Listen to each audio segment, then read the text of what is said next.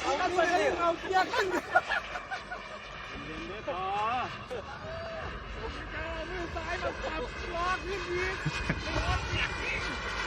ไม่คือ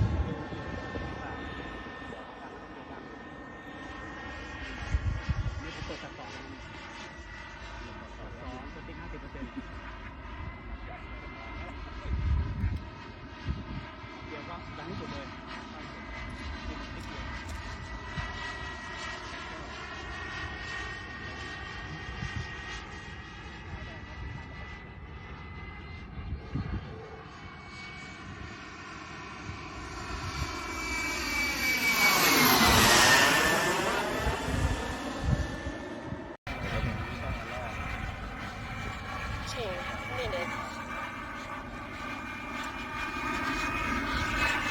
นี่เบสอินเวิร์สแล้วนะครับโอ้โฟกัสไม่ได้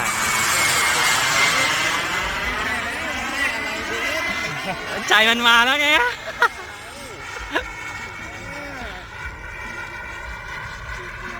เกสจะบอกว่าจะได้อะไรที่โอ้โหได้อะไร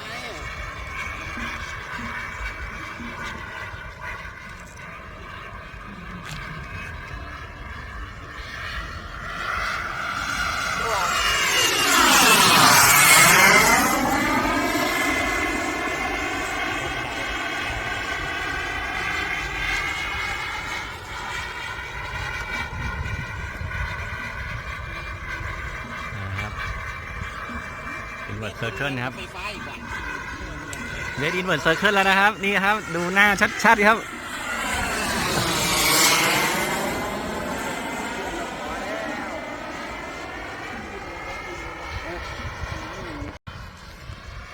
กะจะให้บินมาแต่สิ่งที่มันไม่เหมือน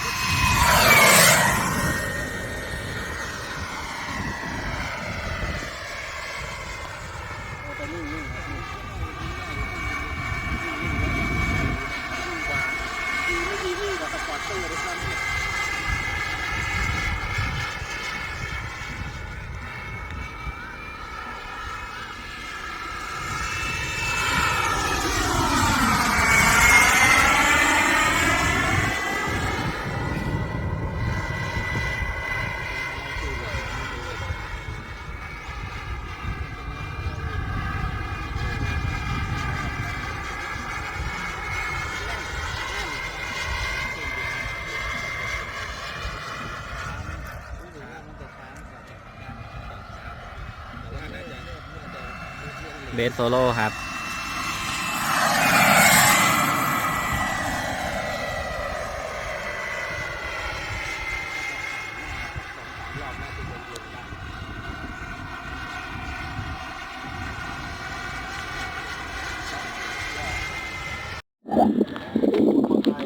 ไม่เป็นไรลงเลยมาเลยได้อยู่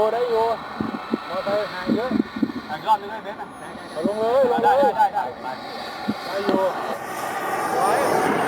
โอ้โหจึ๊กไงอย่างเงี้ยที่สุดเขาหาเด็กสวยเดี๋ยวตอนก่อนลงนี่ต้องทำหาเบรกก่อนเลยไม่ปัญหาเจอยากสติ๊กเล็กมันนี่ให้เบรกไม่ให้เบรกผมเบรกเยี่ยมเหรอหาไม่เจอเดี๋ยวขนาดเอานิ้วคล้องไว้นะเดี๋ยวไปเอาแบตมาเปลี่ยนฮะอะไรวะตอนกูเทคออฟไม่มีใครตบมือกูเลย มันต้องแลนดิ้งเว้ยนี่เหรอ2,000 ก่อนเลย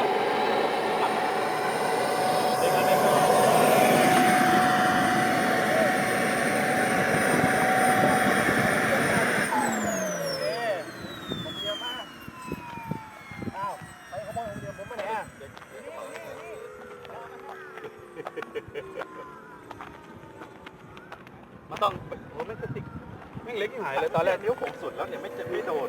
ขนาดเรานิ้วย อดครับเจ็ด101แต่เวลาถือจริงแม่งอยู่ไหน สนามกองร้อยบิน101ครับ เฮ้ยยังจึก